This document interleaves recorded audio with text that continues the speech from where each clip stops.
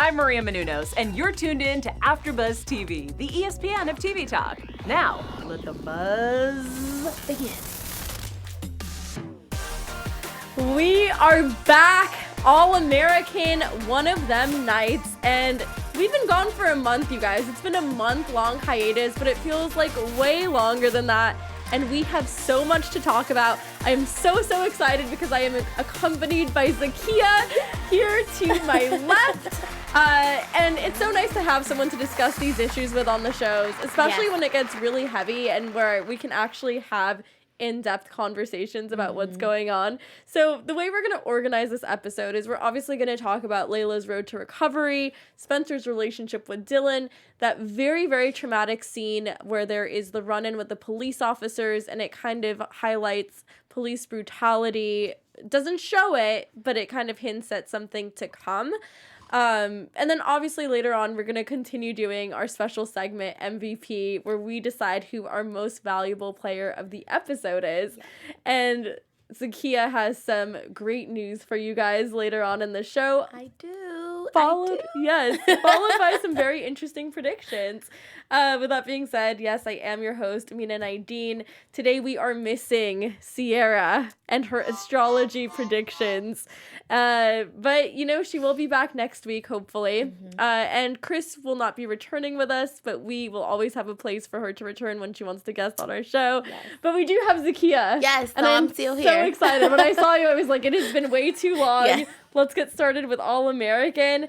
Just jumping right into it, what were your initial thoughts of this week's episode? I thought this week's episode hit on a lot of real events and cultural things that happens in the African-American society, especially the Bella Noches.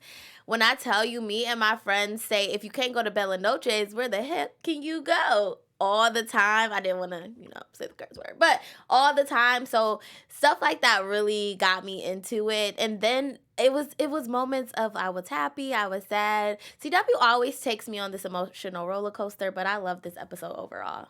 Yeah, I didn't think this episode was going to be heavy because we were watching it and I was like, okay, they always do the thing with Tyrone and it's very ominous and you're like, oh, great, Tyrone's in here again, what's going to happen? And then it kept going along and you're like, okay, I felt like it was in the beginning kind of trying hard to be really serious and intense and I didn't feel that intensity until the police run-in scene where I was literally glued to the screen thinking, oh my God, what's going to happen? It felt like when I watched Queen and Slim last year and that movie really just got me engrossed in the script and the story in what happens, and I felt that way again this time, and it just makes you so angry. And I do really want to hear your thoughts about that later on, but I do want to start off with Layla's road to recovery because we see Layla, we haven't seen her in a while, and she is in this rehab facility where she gets to talk to her peer group about her experiences, which is a little different than talking to a therapist or a counselor. You're surrounded by people who are going through similar experiences, and your road to recovery is through hearing other people speak and sharing.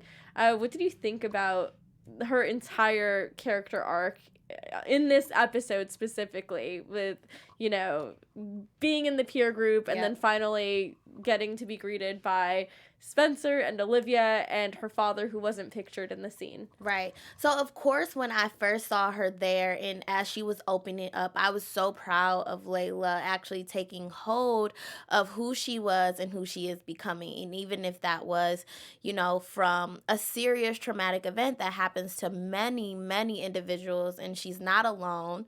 And I thought it was important that they had her open up. I was a little nervous when her and Olivia had this conversation, basically, because it did seem like she was holding back something. So I am still a little hesitant of Layla's return, but of course, and especially seeing the breakdown from the girl who's supposed to be out of the treatment center.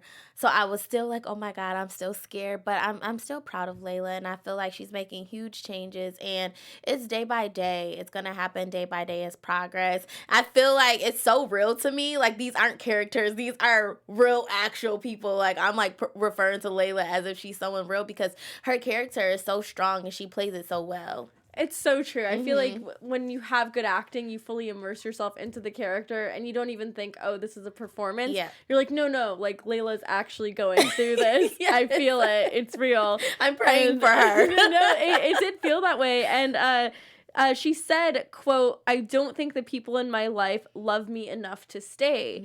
And I thought that was so powerful because she's taking all these incidents and things that have happened to her and she's internalized it as I am not worthy because of this. And in life we have so many things that can happen to us and stories that we tell ourselves about those events that can forever alter the way we see ourselves as well. And for her, it was this whole image of perfection that she strives to maintain. And even in her peer group, they're like, well, why did you feel the need to be perfect? And it's like, well, people already saw me as perfect, so I felt the need to fulfill a role that society placed on me because I didn't want to disappoint people.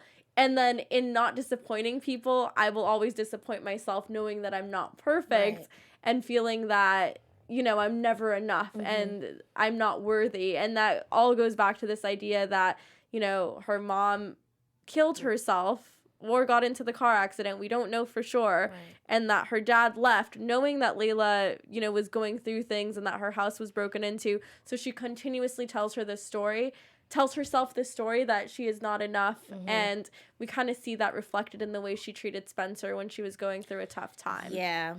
So sad. Yeah. It's so sad. I feel for Layla, and I think that sometimes we put these unrealistic expectations on ourselves because no one, honestly, like probably no one thought of her as the perfect person. She thought of herself as that because she felt that if she wasn't this way, she wasn't worthy. So it's just interesting to see it from her perspective and then also see it from everyone else's perspective who I feel like Spencer and Olivia, I don't feel like any of them literally thought of her as perfect. I think they just thought of her as their friend and someone they loved, and in her mind she made this character for herself that it wasn't really her. She was always having these two faces. It was like who she really was and then her face at school. So it's just finally all crumbling, but she's picking it back up, so I'm proud of her. I love that you use that word and you said character because it's so true. I feel like we all have a character that we play, and if you really break down your personality into your character strengths and weaknesses and you see how it plays out in every day, you can really keep track of, is this the story that you want to tell, or is this a character that you're playing? How can you change that character in a way that works for you? So I don't know. I really did enjoy that part of the episode, is like kind of seeing her trajectory and her navigate that world of therapy. And yeah, I did think that there was a scene in which she was kind of being shady and lying to Olivia because Olivia said something along the lines of, I thought you could visit off campus, or something about visiting her, and she's like, oh, it's just easier this way, and it felt like she was lying again. You just like felt it in the dialogue. But yeah, I'm interested to see what plays out. The one part that kind of rubbed me the wrong way, and I don't know if you felt this way, maybe this is me just being extra sensitive, is when Spencer came and greeted her. There was part of me that got frustrated because we know that he hooked up with his ex-girlfriend. And then sees Layla after, and there's something about it that didn't sit well with me, even though he's being a good friend and being there for her. And even though they're broken up. Even though technically it's okay. And even though they said that the hookup meant nothing, and we don't know if hooking up means having sex, making out, like we don't know what it means. I'm guessing it means having sex. I don't know. But that part really, really got to me and really bothered me. What do you think about that whole thing? Honestly, to be frank, I feel like Layla doesn't need Spencer right now. She needs to get herself together, and she needs her friend. And I feel like I love the dynamic between Olivia and Layla right now. So Spencer, he was there, but I wasn't paying him any mind because for me, Olivia's been through therapy. She's been through something similar. So to see their dynamic together, I was so focused on them and just emerge in the love that they both have for each other. Like, girl, I already knew you were dating Asher, blah, blah, blah. Like, I didn't care about Spencer, but I did feel like irky when he was there. I'm like, oh, okay, Spencer. But other than that, he wasn't in my mind. It did something to me. And it's so weird because it shouldn't, because when the scenes in which he was with Gabby, and when I finally was like, wait, is that his ex-girlfriend? Because I had totally forgotten. I was like, I really, really like her though. There's something about it that feels more organic than Layla. nothing against Layla, but just there's something about, you know, them having, like, grown up in the same neighborhood, gone to the same school, being first loves. Mhm. There's just something really romantic and special about that. And they said something about making new memories and, like, revisiting old memories. Right. And I really like that. It felt like this very pure, cute thing. Mhm. And I didn't like the whole thing where it's like, oh, it was just a hookup. Like, why? I know. I was Why? feeling their relationship as well. I was on the same level. I'm like, wow, they're really cute together. I like their chemistry. Mhm. I feel like he makes everything, they balance each other. Yeah. Like she doesn't give him an intense feel like Layla was, but I think it's just because what Layla was going through. So Right. I don't know. This teenage love is hard. I'm telling you. That's why kids stay single. No. Honestly, though, I feel like I saved myself from a lot of heartache by never being allowed to date in high Listen, school and just being extremely pure and nerdy. It's so drama. It's so drama filled. Like for no reason. You'll probably not even talk to Yeah, those you're people. never going to see the people you dated in middle school or high school. I mean, You I don't might. know. Okay. Maybe. Who knows? There's Who some knows? love stories out there. Yeah. So I do also want to talk about, obviously, the situation with Coop, Tyrone, and Preach, and how, Oh. yes, so many people to keep track of, but obviously, you know, Tyrone went to prison because of Coop working with the FBI to get him in. He came out, knew that it was Coop. Now Coop is not protected, but she thinks she is because Preach has said that he has her back, and if anything happens to her, 4 bullets go into Tyrone's Right. head. But we later find out that this isn't the case by the end of the episode, that Preach no longer has her back because he is so frustrated with Coop being quote unquote weak. Right. Which, I mean, arguably she has been conned by things and She's being naive. she's being naive. I think weak was a wrong word for Preach to use. I think in reality, he feels as if it's weak, but I think she's being naive. She's not playing it smart. I think that is where she's quote unquote weak. Because I'm with Coop. I don't want you to get into any trouble either. Don't start a fight. But are you being naive? Are you just trusting everyone? Mm-hmm. Yeah. Right. And a lot of people in the chat been going crazy about this whole Coop situation. I gotta go back because we had people chatting it up. Okay, so Carmen was basically saying 1 minute that wait, what she said a lot about Coop, like a lot. So basically she was basically saying like that 1 minute he wanted Spencer to stay in. Oh wait. There Girl, is it was a lot. I can't even. I'm like, it's going back. There is a lot that happened. You can, But she said you Coop can was research- shook. Coop was shook. Yeah. So essentially, what happened? Right. Coop had to sell a certain amount of tickets Uh-huh. in order to be able to perform alongside some great performers. Right. And I think it was around $4,000 that she raised because she has a very strong support system. So Olivia was there to help her. Spencer was there to help her. Mhm. Asher was there to tag along. And then Dillon was there to tag along. And they managed to sell a lot of tickets. And she gets to the front of the line, talks to the bouncer and says, I'm here to perform. Right. He's like, you're not on the list. And she obviously thinks there might be some confusion. So the guy who was there that promised her this exchange says to her, I don't even know who you are. Like, Right. who are you?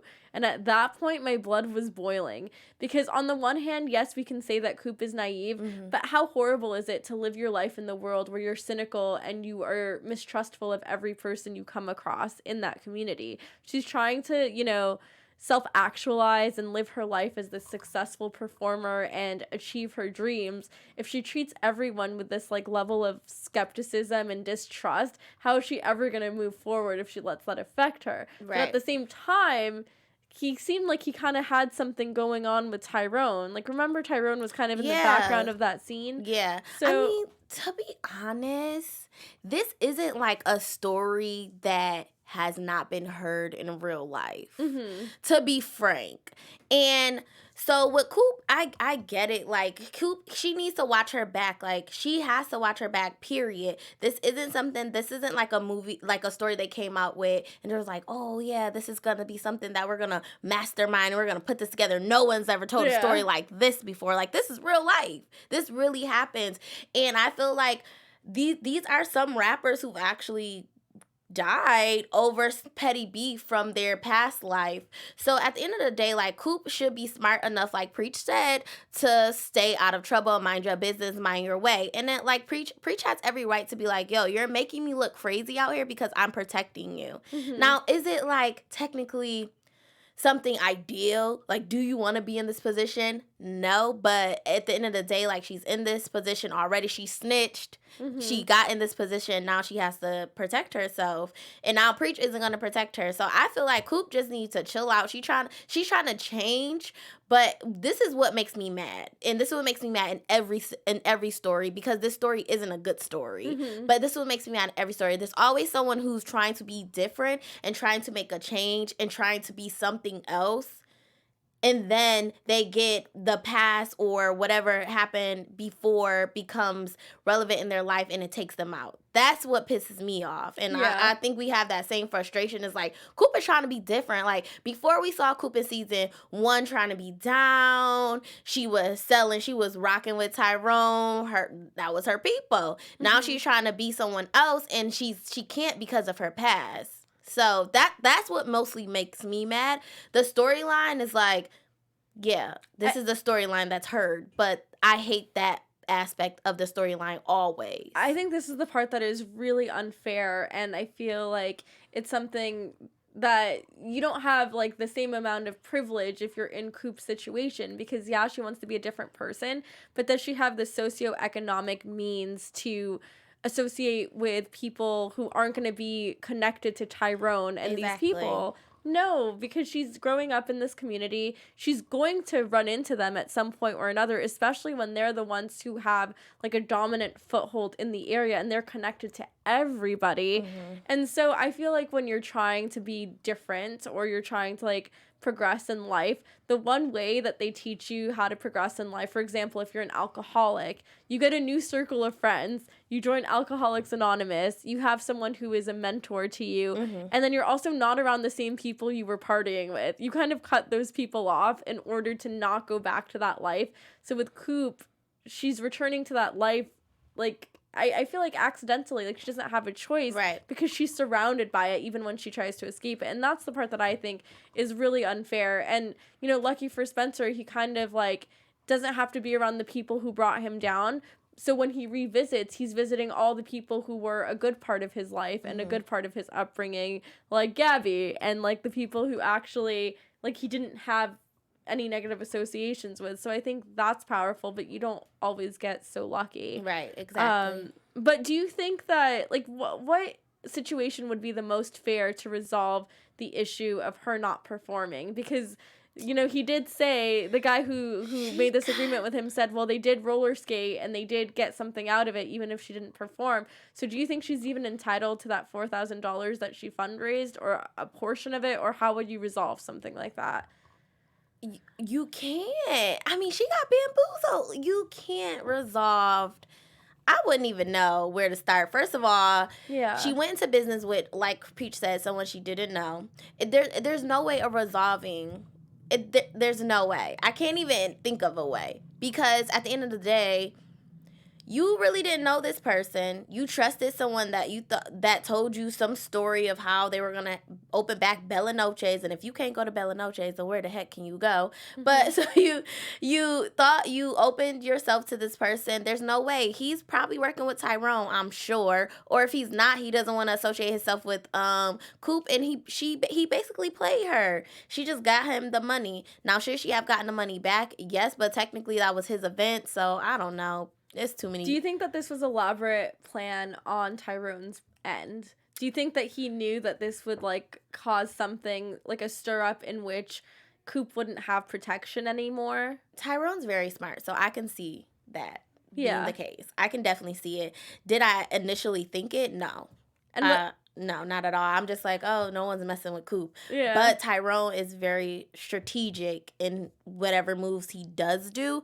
Like, his popping up is probably even, like, just like, let me install some fear in you really quick. So, probably so. Every time we see him in a shot and he's in the background, I'm just like, oh my god, no. It feels like a horror movie almost. And he's just standing there, and he's just, like, so scary for some reason, because you know what he's capable of, and he's can murder people in cold blood and not it doesn't seem like he feels any remorse for it either. And he got off the hook, you know? Like, he's not in prison. I don't know how that's even possible. They don't, no one snitched. Preach didn't snitch. Yeah.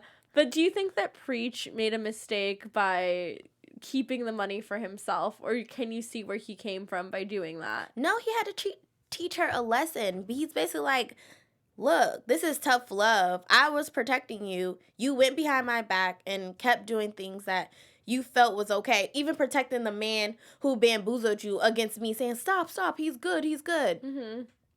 This is payback, and I'm not going to protect you anymore, because he also has to protect himself. He's in these same streets. So he can't keep just being with Coop, and Coop is just letting her guard down. He's like, no, I can't. I'm also in the same boat with you, with Tyrone. He wants me dead too. So. It's so funny because in that moment, I really could empathize with Preach, and I never condone violence. I never say that it's okay, but for some reason, I like felt his frustration with Coop continuously making these naive mistakes and like putting herself in danger. And I feel like she always needs to be bailed out by somebody having her back because of the decision she's made. I'm surprised we didn't see Patience in this episode at all. Yeah. That would have been interesting to see like that dynamic. I don't know what's going on. I feel like my memory is a little fuzzy from before the break that we had. But I wonder how things are going to play out. But what's more important is to also talk about how this neighborhood of South Crenshaw is becoming more gentrified, and how, you know, now white-owned businesses are coming in, Froyo places, replacing the old places that used to be places that the community would come to and hang out at. So now we have like a dynamic between Spencer and Dillon, where Dillon feels like his big brother isn't there for him anymore. So he is in his own Big Brother program, where someone who's not even his blood brother is giving him guidance. That obviously hurts Spencer, and you feel the tension between Spencer and his little brother Dillon. Obviously, they are both going through the stages of grief now after losing their biological father, Corey.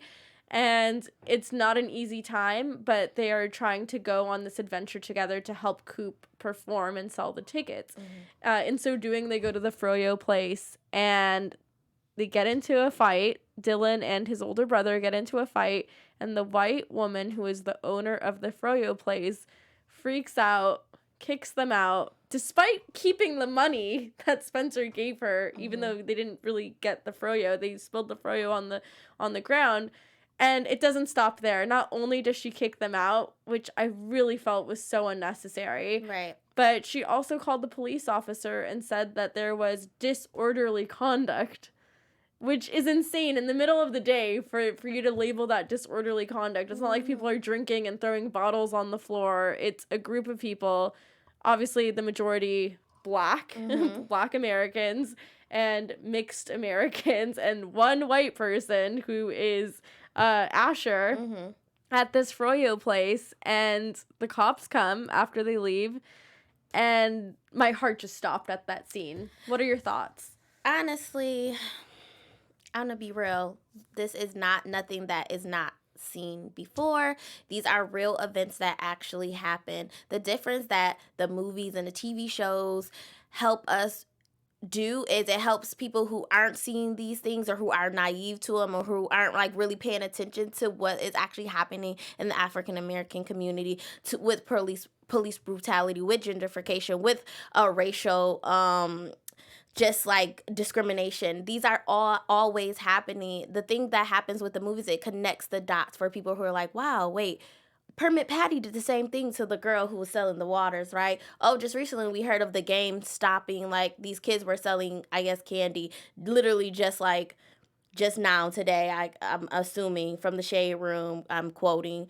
But like the game went up to these officers and told them to stop harassing these kids because they were just selling candy. I mean, this happens every single day. I'm not surprised. I wasn't shocked. The narrative did not put me on my seat. It didn't make me, I just said, hey, I hope they don't die at this point, because this is something that always happens. Is it important for it to be in movies? Yes.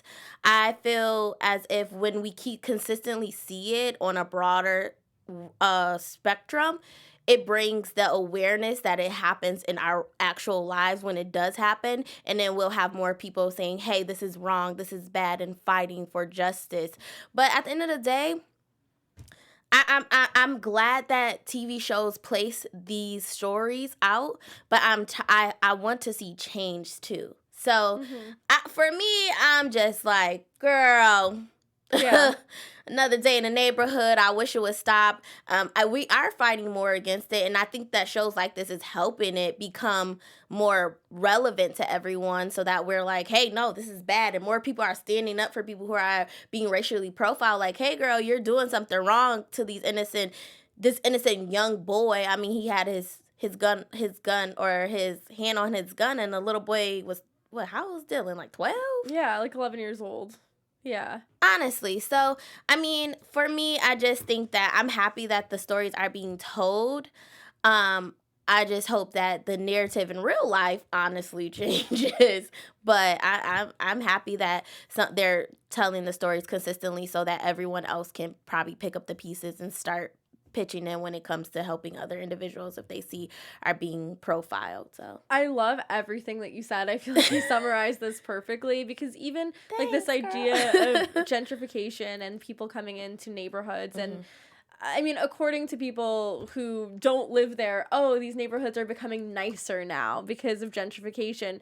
And people, I don't think necessarily realize that you're displacing majority, like, communities of color and getting rid of places that bring a certain type of culture and, like, tradition to the area and replacing them with other businesses and people who don't necessarily understand the community, people who are going to act that way and very entitled to, like, oh, this, I have the right to refuse service to anybody, which is true. It is, what she did was very legal.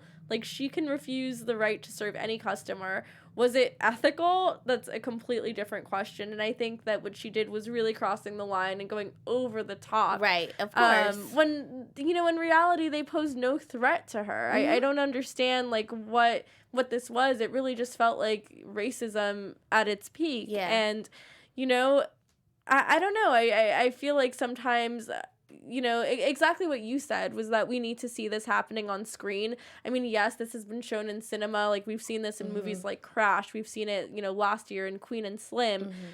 We see this in movies and TV shows, but do we see it on a mainstream network? Do we see it on the CW? Not really. Yeah. And I think that's so amazing that we can put it on a network that majority, you know, the people who see the CW, it's normally like, what, teens? Millennials, you know, they're high school students. It's a wide array of people, but it is the young people who maybe aren't necessarily watching CNN or different news networks, and they're actually, like, experiencing this on a TV show. And I love that this show does this. It kind of reminds me of Degrassi back in the day, where you have, like, these really serious issues being talked about, like suicide, mental health, race, and that's disability. And I think it's so important because we haven't had a show like this in a while. And everything you said, yes. And the fact that you said that you weren't surprised by it, I just, like, I love that we can come at this with two very different perspectives because, you know, I'm Middle Eastern, I'm not Black, so I obviously have a different experience than you do. Have I been racially profiled? Yes, but in a different sense. It's not the same thing. And I haven't experienced this, so when I'm watching this on screen, I'm just getting so angry and shocked that this is actually happening. And for you, you're thinking, oh, another day, this is so common. And it's just so crazy to me that this can be something that you, like, see regularly. And for me, I'm just like, this is so outrageous. This should never happen. I can't believe this is happening. But that's the good thing. I think that emotional appeal that the cinemas and the TV shows are bringing to their audience is what needs to be done. That emotional appeal, and where I'm like, I can relate, I can empathize with what's going on, because then when you actually do see it, now you're like, wow, like, I can empathize, I can relate. And that's why I love that they're bringing so many different topics. Like, this show alone has brought in not only just, like, talking about race, but it also has talked about, again, suicide and just being depressed and even just being a teenager. So, like you said, like, this emotional appeal that the CW now and this show is happening is phenomenal. I think it's great that they're actually putting it out there. For me, I think it's great that we're talking about it too, because we have those perspectives and we can bring it to light. But Yeah, and it's great that we could have discussions like this here at AfterBuzz TV. I do want to know who you think our MVP is of this week's episode. Oh my gosh. You guys will be so shocked. Who's it going to be? All right, so guys. The real MVP. Exactly. You know, we come here to you every week and we speak, well, not every week because we took a huge hiatus, but now we're back. And we speak of the MVP, who we believe is the most valuable player in this week's episode. And to everyone's shocked belief, I think Olivia. And I was not a fan of Olivia before. I was not, but I feel like she's really grown into herself. She's out of everyone's business. Even with Layla's conversation, she didn't press Layla and say, no, tell me. I know something's wrong. She let it go. She's super in love with Asher right now. She has that whole glow going on. And she took initiative when she saw something so traumatic happening, and instead of fleeing and crying about it, she said, hey, I'm gonna start a podcast and I'm gonna reveal what is actually happening. So Olivia, girl, I think I like Olivia now.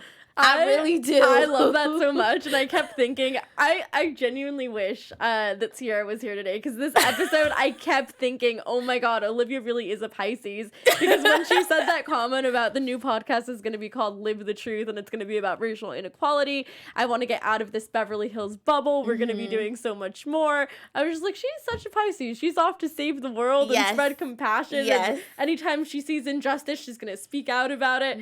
I loved Olivia in this episode, and I feel like I have to choose a different MVP because every episode I always choose Olivia as my MVP. You do, and I'm like, no. I really do.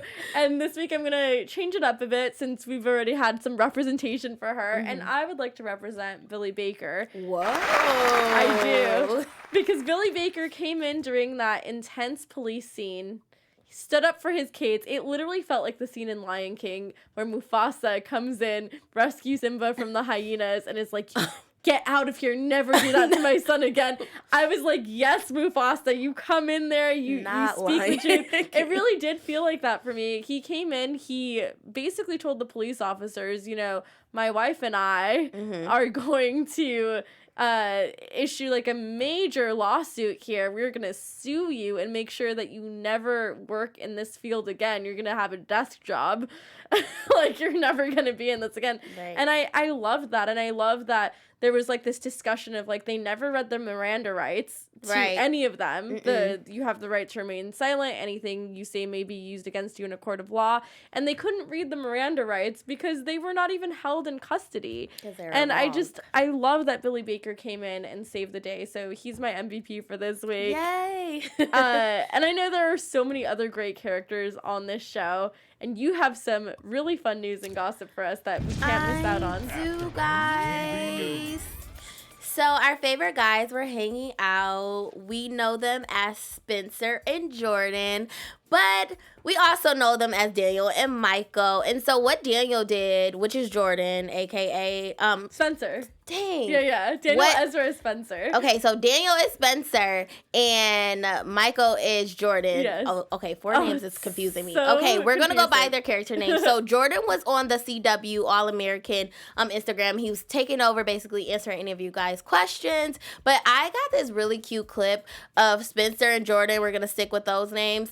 And they're just having a good time. So let's check it out. They're so cute. Look at this. Look at this. Get him. Oh! So, okay, that was Jordan's laugh. But if you watch the full entire, like, story, it's actually Jordan recording everything.